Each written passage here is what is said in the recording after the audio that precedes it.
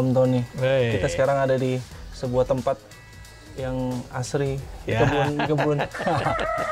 ini pertanyaan yang sangat ini sih. Om Tony itu ngapain sih di sini?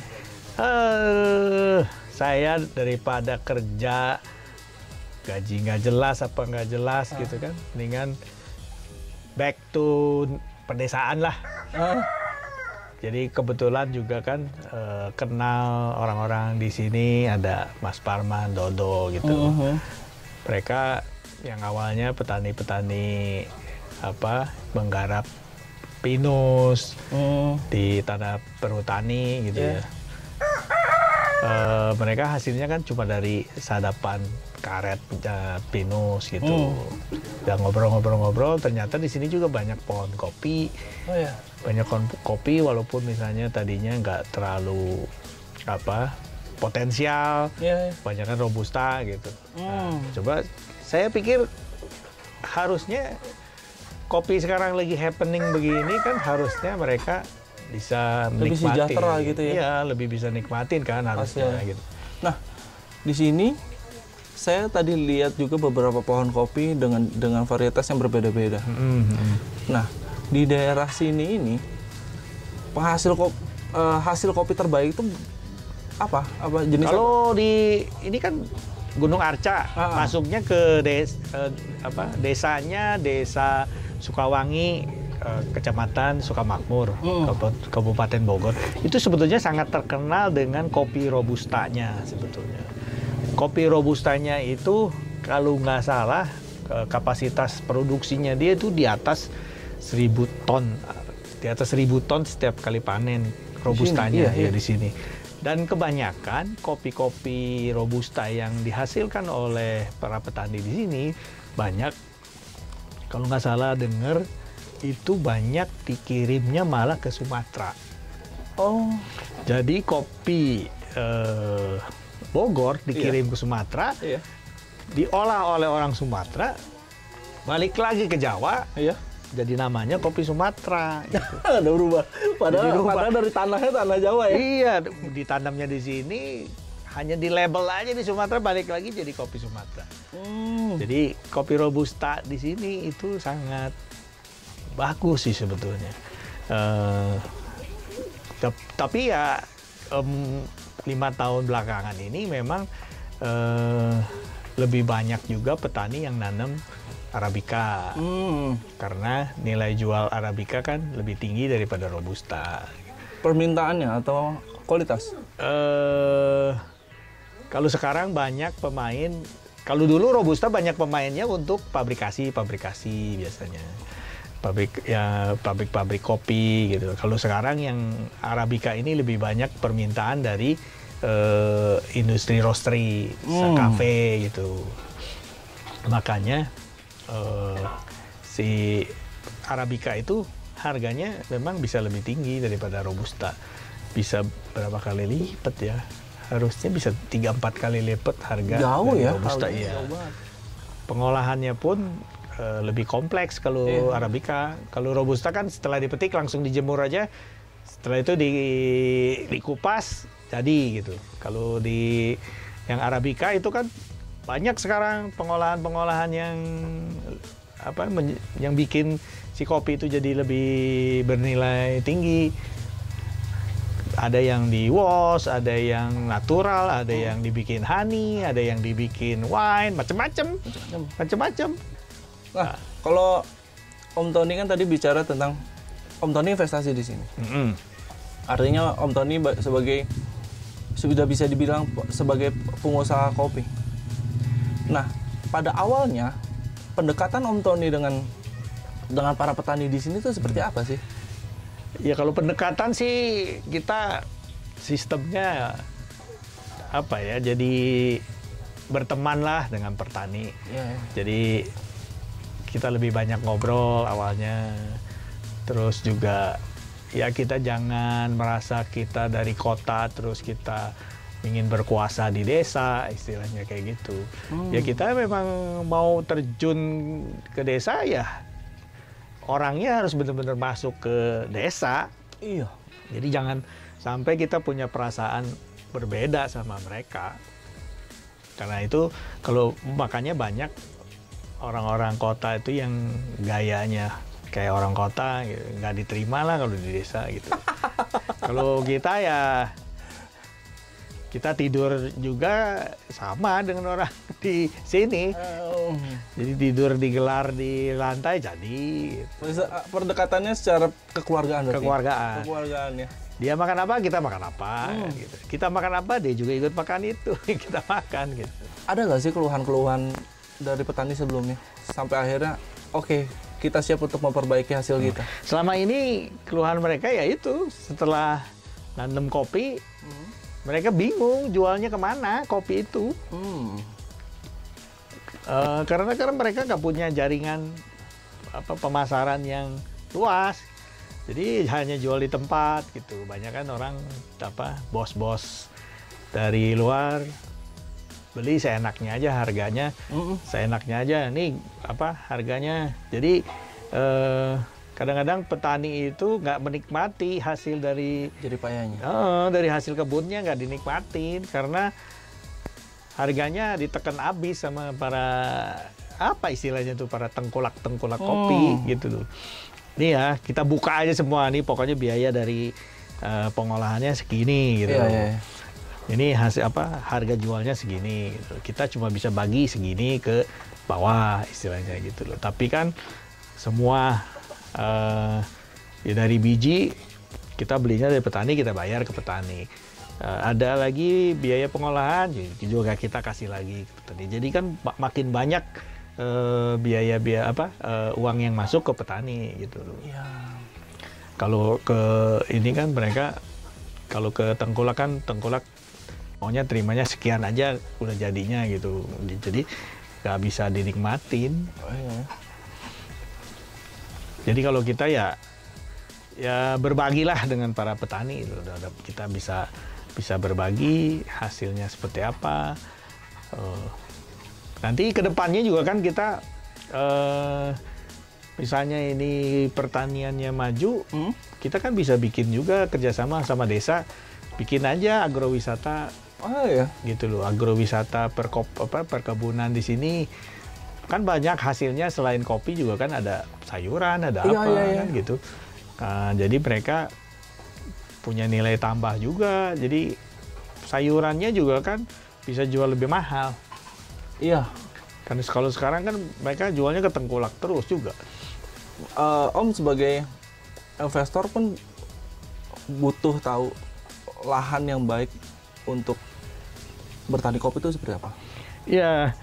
Ya selama 2 tahun menggeluti perkopian di sini, akhirnya juga dengan kita gali-gali lagi dari teman-teman, dari internet, dari apa. Ya semakin kita bisa tahu juga bahwa ternyata kopi itu tidak boleh terkena yang namanya pestisida gitu. Jadi selama ini kan banyak di sini petani-petani yang mencampur tanaman sayuran dengan kopi gitu. Karena mungkin mereka tadinya memang awalnya nanam sayur, diarahkan untuk supaya tanah itu ditanamin kopi, jadi mereka tanam kopinya di antara pohon-pohon sayur. Kalau sayuran kan banyak kan pakai pestisida, nah jadi si pestisida itu banyak ketarik sama kopi, gitu loh. Nah makanya banyak hasil kopi dari para petani yang selama ini ada itu mungkin kalau yang Q grader yang baru bisa tahu kali ya, kopinya tuh kadang sedikit asin gitu. Nah kalau dia asin itu kadang-kadang dari hasil pestisidanya itu gitu loh. Nah,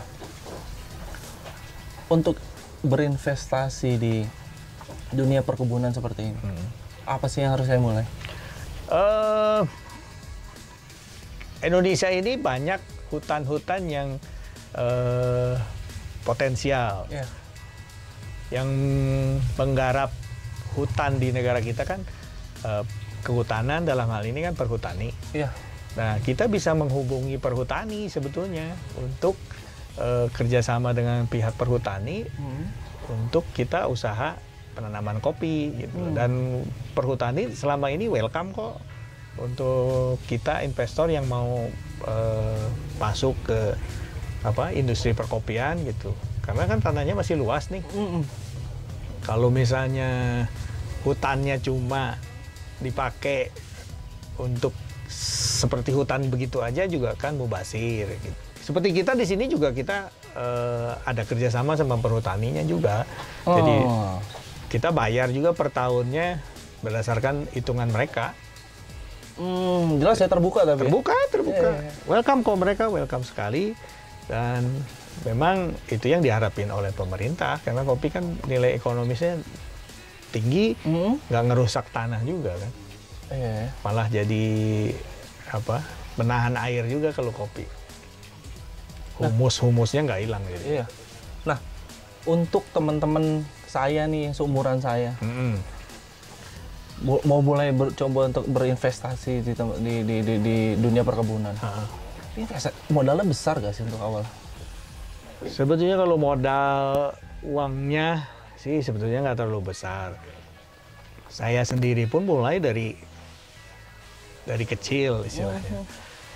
Kalau memang ada uang 10 juta juga bisa mulai dulu gitu. Iya. Kan tinggal diatur aja dulu. Misalnya mulai dari pembelian dulu, dari ini nanti kan lama-lama juga jadi besar.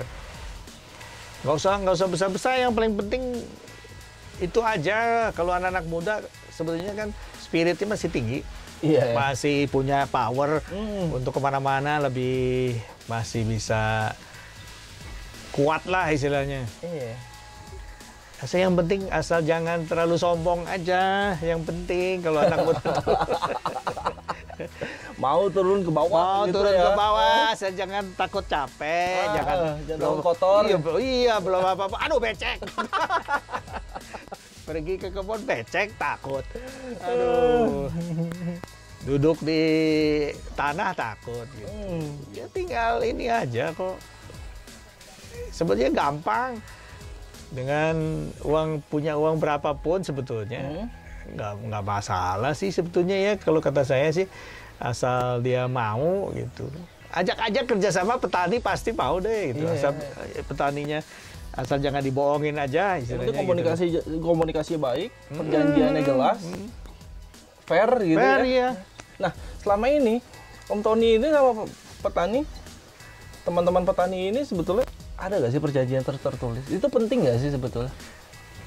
Kalau mau rapi, dibikin.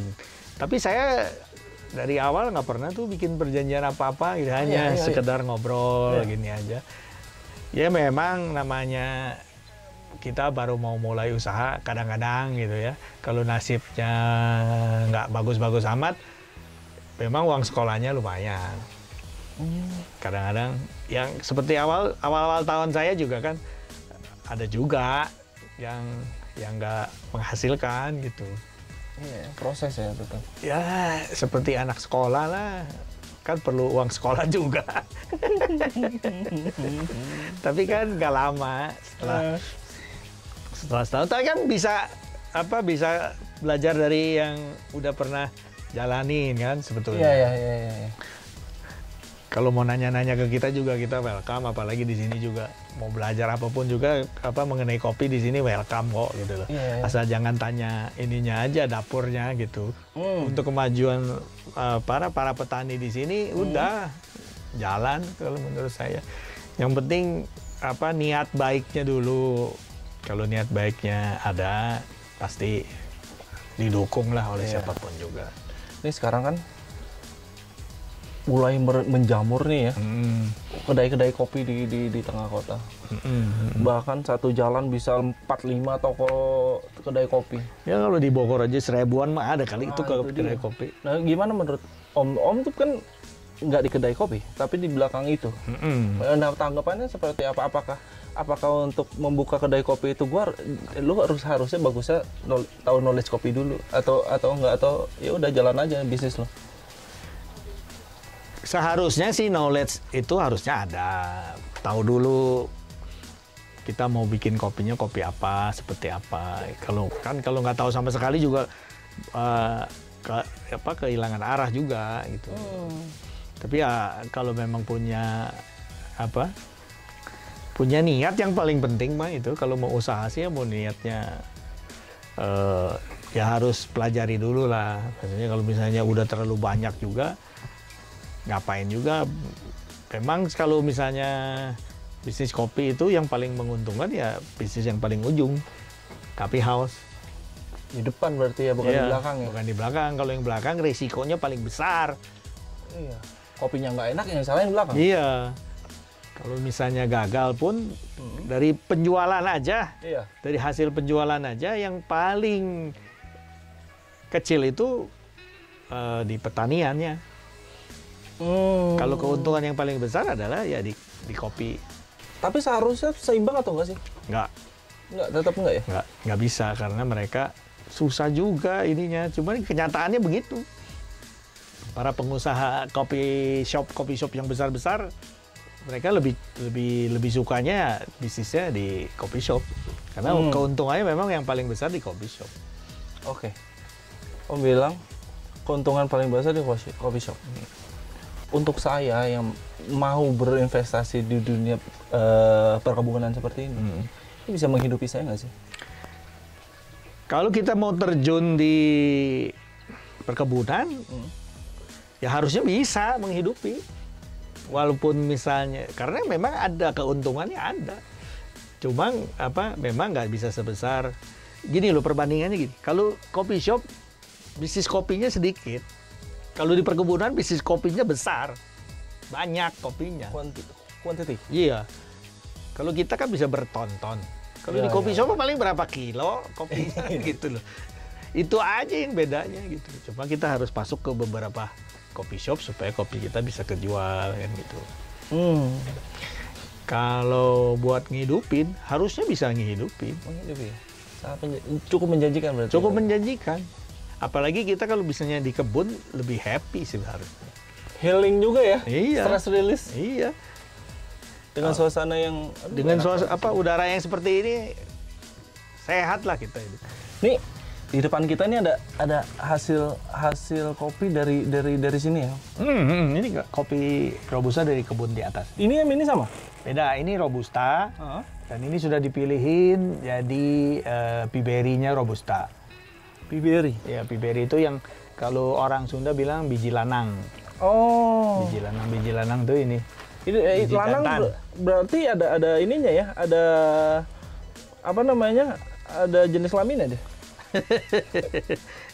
Nggak, maksudnya istilahnya lanang karena bijinya tunggal dalam satu buah itu, bijinya tunggal. Karena si kopi kan harusnya bijinya dua ya. Dalam satu buah itu bijinya dua. Kalau yang biji lanang ini dalam satu buah ini bijinya satu. Kalau itu? Kalau ini dari Arabica. Arabica. Yang ini Arabica dan ini prosesnya wash. Prosesnya natural kalau yang ini. Ini proses natural. Arabica yang prosesnya natural. Tadi Om sempat mention ada dari segi ekonomi lebih tinggi. Ya, nilainya yang mana? Lebih tinggi. Kalau Arabica yang ini lebih tinggi nih dibanding ini. Ini kan Robusta. Karena dia dari segi rasa lebih variatif. Kalau kopi Robusta biasanya cuma pahitnya aja yang kena. Oh gitu ya. Kalau ini lebih ada asam, ada yang dibilang asam tuh rasa-rasa buah gitu. Buah, terus ada manisnya juga di belakang, ada gula kayak gula Jawa gitu. Iya. Nanti kalau ini mau tanya-tanya mengenai kopi, boleh juga ke petani sini nanti biar mereka jelasin. Oke, boleh. Ya. Nanti saya kenalin ya.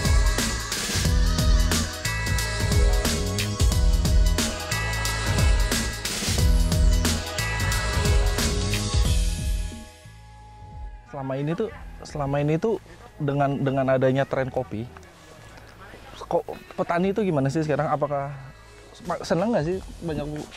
Ya kebanyakan sih seneng. Seneng. Jadi yang dulunya ditinggalin kopi, sekarang udah mulai banyak yang mau nanem. Iya ya. Yang tadinya juga kopi udah banyak, cuman varietasnya kan dulu kan kebanyakan di daerah sini tuh robusta. Iya, iya. Robusta tuh udah diganti sekarang. Oh. Kebanyakan diganti. Satu, pohon juga udah tua, batang udah besar, untuk produksi juga udah kurang. Jadi pada diganti sama Arabica. Iya. Tapi si robusta juga nggak dihilangkan. Karena aslinya di sini. Aslinya Aslinya ada di sini sini. tuh apa tadi? Asli sini? Robusta. Robusta awalnya. ya. Nah, tadi kan saya sempat ngobrol-ngobrol ya sama Om Tony. Heeh. Dengan kehadiran orang-orang seperti Om Tony itu membantu nggak sih untuk petani-petani? Membantu. Membantu ya dari segi ekonomi dan juga segi pengetahuan tentang Iya, kopi. iya. Iya. Apa sih yang dibantu sama Om Tony selama ini? Yang manfaatnya untuk petani, yang tadinya itu harga kopi Arabica awalnya itu sama robusta, rendah banget. Sekarang mulai agak Diangkat naik. lagi ya. Diangkat Karena lagi. juga Om Tony memperkenalkan hasil kopi dari sini ke Iya, keluar desa ya berarti. Iya, ya, keluar lebih ke daerah. kota. Apalagi sekarang katanya udah dikirim keluar pulau juga ya. Iya, udah Hmm. sampai ke luar pulau. Sini ada pohon kopi nih. Iya. Ini apa sih? Ini jenis apa? Vares tipik. Apa tuh? Tipika. Tipika. Tipika. Ini asli sini atau Asli sini. Asli sini. Asli. Ini awalnya kopi ini, memang kita dulu juga nanam kopinya kopi begini semua. Karena harganya nggak sesuai, rendah, terubah. Soalnya dari 1 kilo green bean yang hasil sortasi itu membutuhkan sekitar 7 kilo cherry. Nah, selain nanam kopi, dengan adanya Pak Tony itu apalagi sih yang diajarin dari segi processing lah apalah? Proses Proses itu apa? proses pengolahan penjemuran. Dari mulai pemetikan, diharuskan itu harus cherry. Kan ada macam-macam cherry itu. Kalau petani petik ada merah, ada merah Marun. tua, marun, merah nyala, Iya, iya. terus merah kekuningan, ada yang kuning. Oke, Itu kalau untuk Pak Tony itu harus dipisahin. dia ngajarin itu. Ya harus dipisahin. Artinya Bapak juga sangat terbantu ya berarti. Terbantu.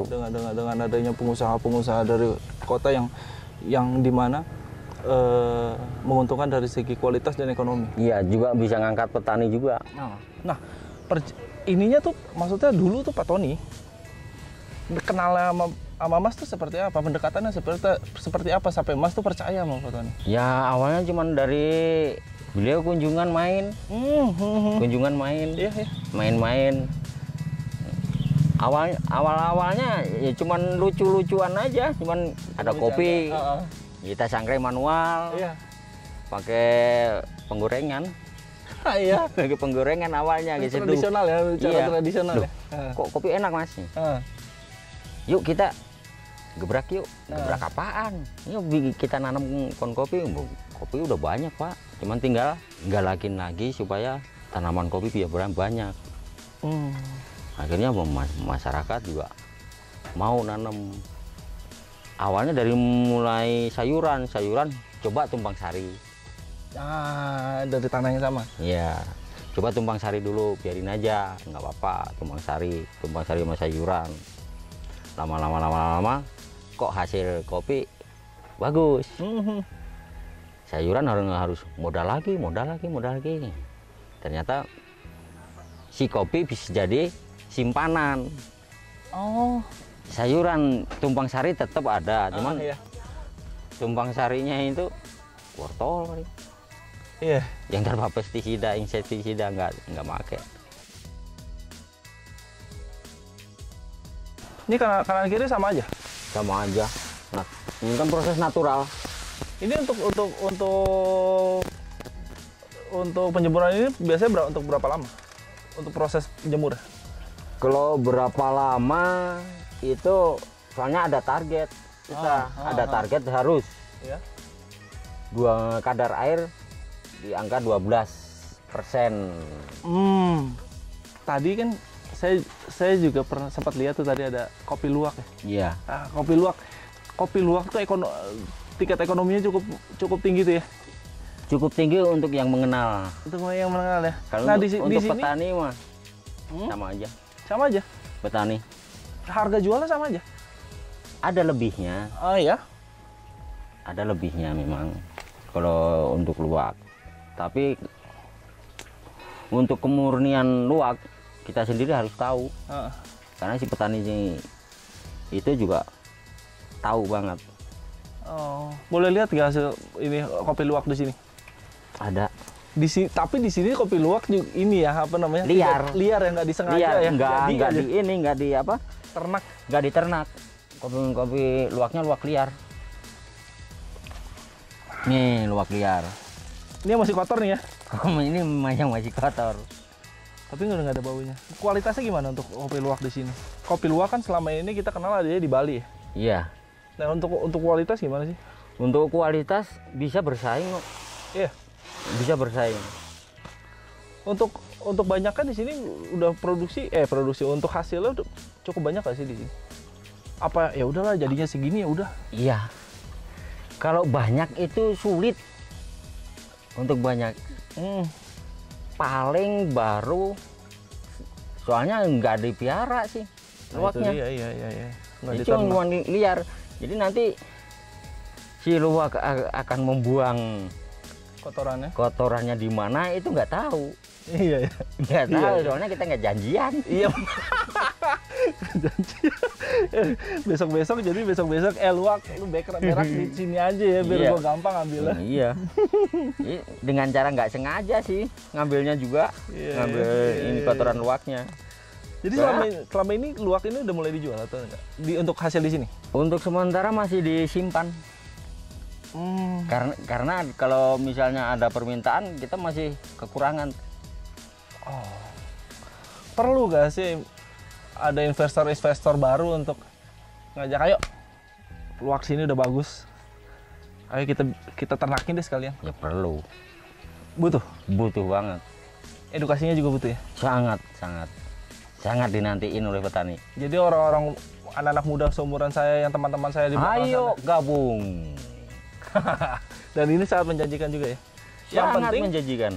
Kualitas jangan sampai digojang, jangan sampai nanti menyalahin. Soalnya kalau kita nggak hati-hati, ada yang bisa bikin mirip luwak. Pura-pura luwak. Iya, jadi pakai apa? Pakai buah. Oh, beda ya? Beda lagi. Ada proses. Tapi ada perbedaan.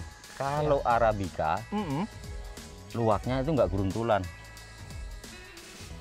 Kalau ini? Kalau Robusta pasti geruntulan. Kalau yang geruntulan kan ada yang geruntulan panjang kayak pisang gitu. Iya. Kalau itu rata-rata Robusta. Oh, si kotoran itu ya? Iya, rata-rata Robusta. Tapi kalau Arabica tuh nggak ada yang sampai geruntulan, rata-rata begini. Soalnya apa? Kandungan airnya lebih tinggi.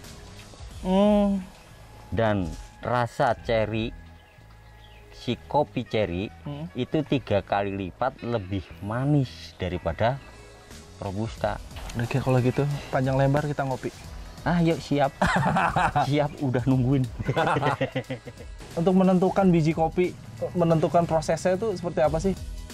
Kalau full wash itu kopi ceri habis petik turun ke tempat pengolahan itu langsung cuci dulu, dirambang. Dirambang dulu. Nanti yang ngambang pisahin. Setelah dipisahin yang ngambang cuci dulu. Begitu sudah dicuci sampai nanti bukan airnya bening, air agak kemerahan, coba itu baru masuk proses ke wash. Kupas kulit. Itu full wash? Iya, kupas kulit. Full wash ada di sini? Full washnya sudah habis. Ini katanya ini wine nih.